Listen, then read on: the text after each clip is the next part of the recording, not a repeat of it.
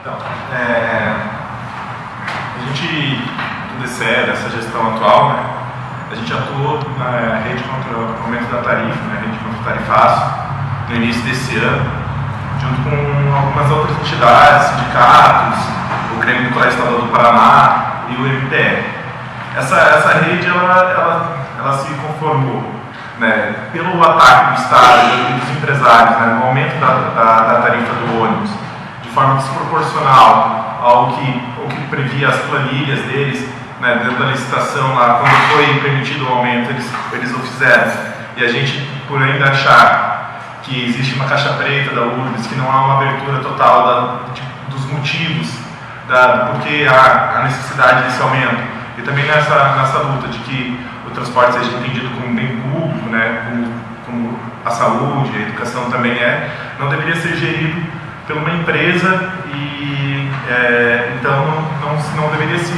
pensar no seu aumento da tarifa relacionado ao lucro dessa empresa, sim, como outros serviços públicos que têm as suas taxas ou, né, o tarifa zero no transporte, por entender que ele é um bem público e que deveria ser acesso universal, não ter uma restrição econômica para acesso a esse bem. A rede contra a tarifa, ela conseguiu fazer algumas coisas bastante importantes assim, em Curitiba nesse início de ano. Assim.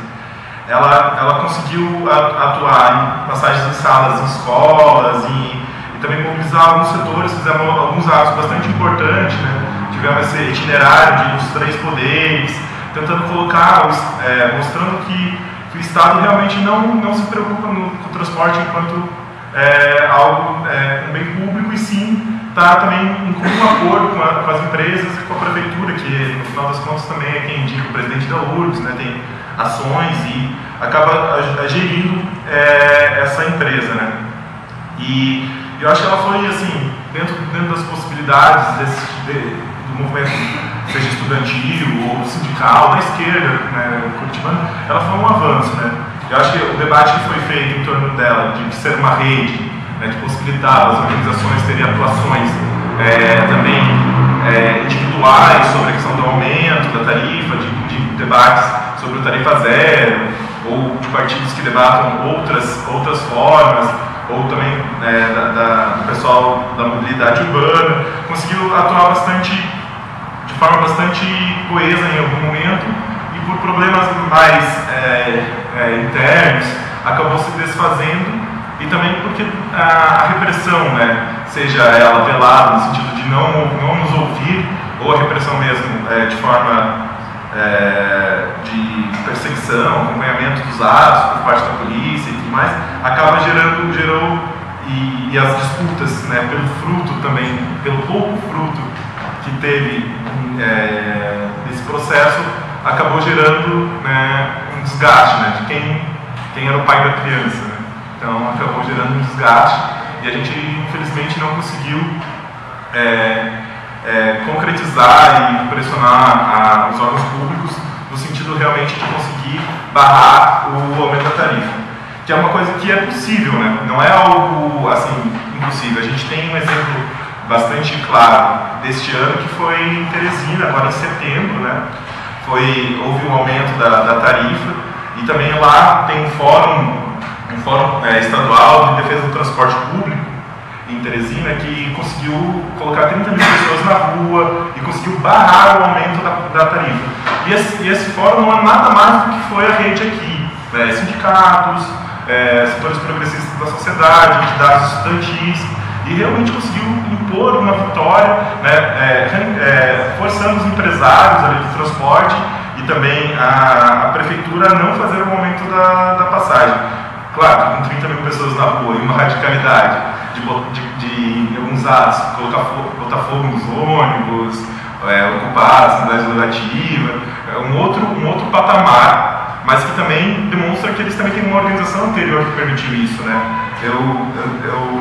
Eu também faço parte de um coletivo nacional do movimento estudantil, que tinha pessoas que atuaram nesse processo. Então, uma cartilha que foi produzida depois de como foi a construção desse processo. Tem no site do Barricada, se vocês quiserem dar uma olhada, tem a cartilha lá, mostra como essa esse fórum, ele se reuniu antes, como a gente está aqui também se reunindo, né? Às vezes a gente acha que uma reunião com poucas pessoas, mas isso vai criando laços de relações que, quando houver um próximo momento, ou quando houver uma fissão dentro de quem dirige o urbanismo curitibano, aqueles que se opõem, conseguirem se contactar, conseguirem ter uma relação de confiança suficiente para impor uma outra lógica, é possível que a gente consiga também ter vitórias revertendo a lógica urbanista de Curitiba. Assim. E eu acho que a rede tem esses frutos, porque eu também participei em 2009 do que era a frente contra o aumento da tarifa, que foi muito mais problemática do que essa rede, né? A frente acabou sendo dizimada mesmo, com mais disputas entre os grupos, menos visibilidade, mais repressão do Estado, né? O Estado estava lá, outras pessoas também estavam. A gente sabe, inclusive eu tive meu braço quebrado, no mato, e outras coisas que acabaram gerando dentro daquele processo um total esvaziamento tanto das mobilizações como da própria pauta. Né? Depois a gente tentou ainda fazer algumas reuniões, mas acabou não indo para frente. Assim. E eu acho que também no MPL, né, eu quando eu era secundarista, fui militante do MPL. Antes de existir, na verdade, o MPL, eu estudava no estadual em 2003, 2002, que teve grandes atos pelo passe livre em Curitiba, né, atos com 3.000 pessoas, que era também construção de uma frente bastante ampla e que veio também a consolidar, e que aconteceu em todo o Brasil, né, e que veio em 2005 consolidar o MPL, que naquele momento tinha bastante a questão dessa pauta do passe livre, e que veio avançando com um debate mais amplo, né, de mobilidade urbana e também do debate sobre tarifa zero. Então acho que veio aqui um movimento que debate a questão do acesso ao ensino, né, principalmente uma das principais características desse movimento, né, seja eu faço parte de uma entidade estudantil ou do próprio MPL de outras entidades, grêmios, é bastante importante mesmo ter um acúmulo bastante interessante dentro dessa coisa da mobilidade urbana e que vem avançando teoricamente, mas a gente também tem um retrocesso no sentido de mobilização, né? No início dos anos 2000 se colocava 3.000, 4.000 pessoas em Curitiba, né? Em outras cidades, muito mais gente em torno da pauta do passe livre e do acesso à educação, né? Eu acho que a gente vive um momento bastante bom de a gente retomar esses debates, né? Pela experiência que a gente teve esse ano, seja em Teresina ou seja em São Paulo, no início do ano, que ao mesmo tempo que teve a rede contra a tarifa aqui, em outras capitais também houve um aumento da tarifa, parece que mais ou menos combinado no início do ano, no momento de férias, onde a grande base do movimento, seja do passe livre ou de outras entidades que lutam pelo acesso à educação, não tem a sua base, não tem os alunos em algum lugar fixo, né? Então, no início do ano, nas férias, houve um aumento em várias capitais brasileiras. Eu acho que as duas que geraram grandes frutos de mobilização, acho que são as de São Paulo e de Pernambuco. Se vocês olharem, tem vídeos no YouTube e tal, você pode ver que em São Paulo também houve grandes atos, né, na Paulista, lá no MASP, e que não conseguiram barrar o momento, mas colocaram o Kassab, né, numa saia justa. Eu acho que também isso é uma vitória do movimento, né, que é no sentido de deixar o reino, né, você conseguir colocar esses gestores da urbanização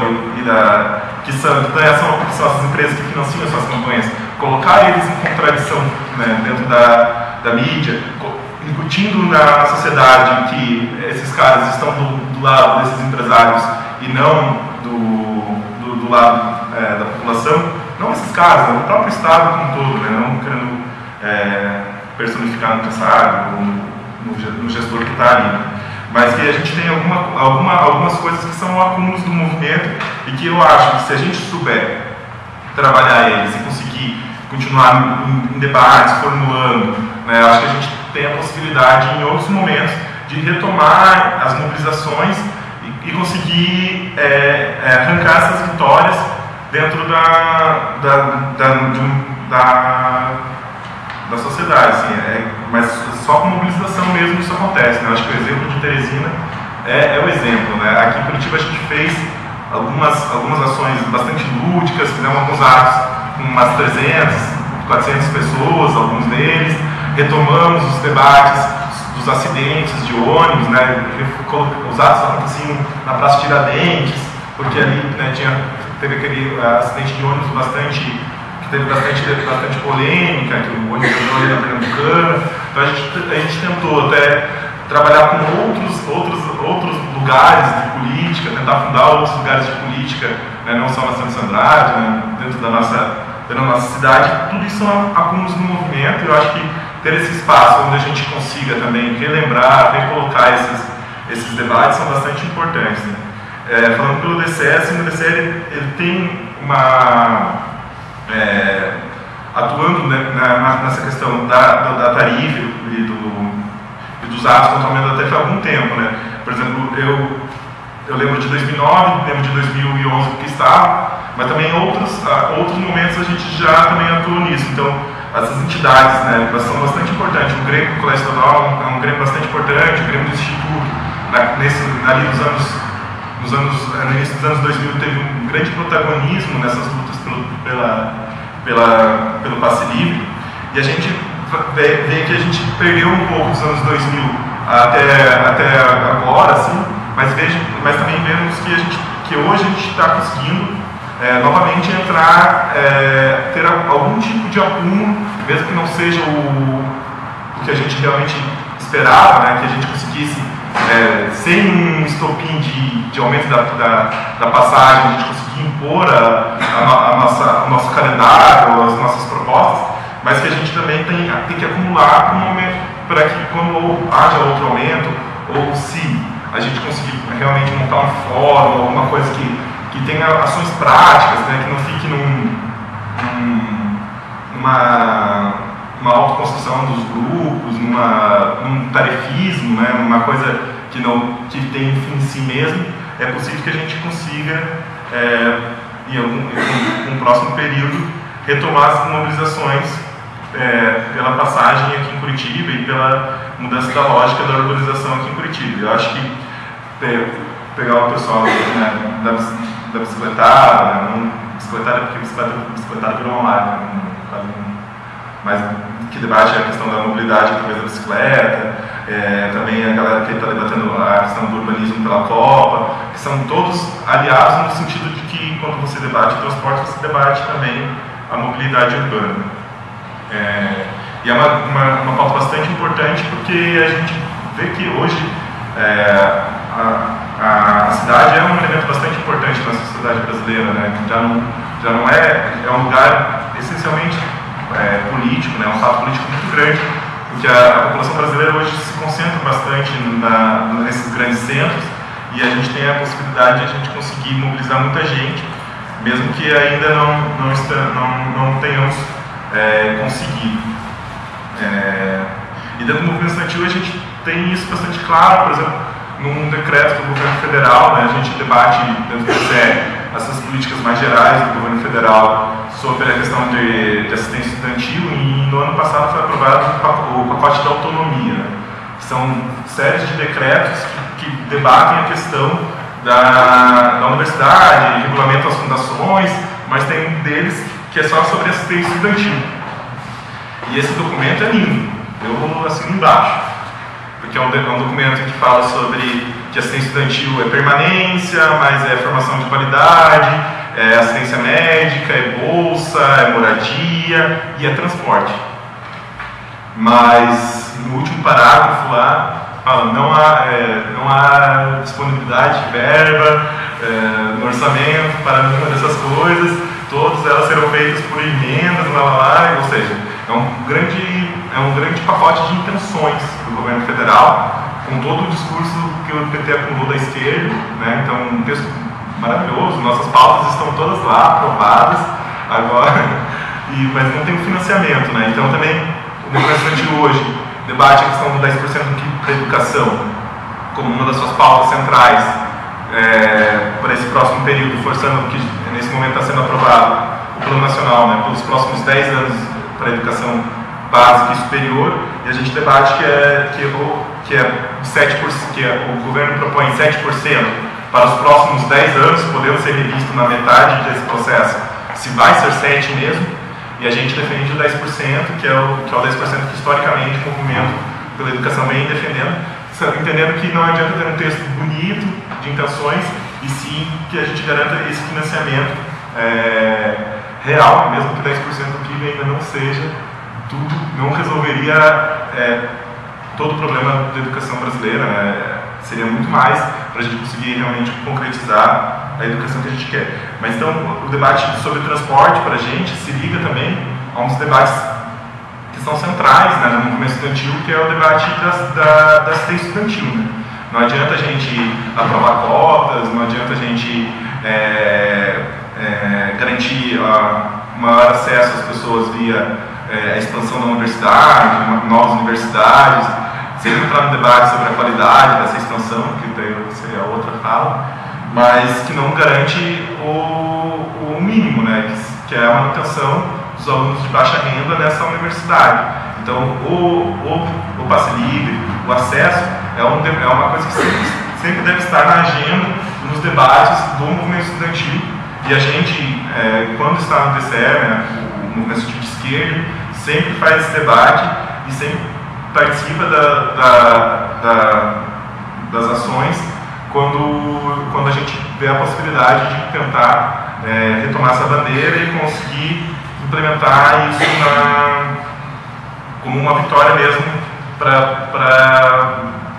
os estudantes, né? Principalmente dentro de um recorte bastante classista, né? Quando você faz o debate da permanência, da necessidade da bolsa, da necessidade da Casa 3 aqui na FPR, né, que é atendimento básico de saúde,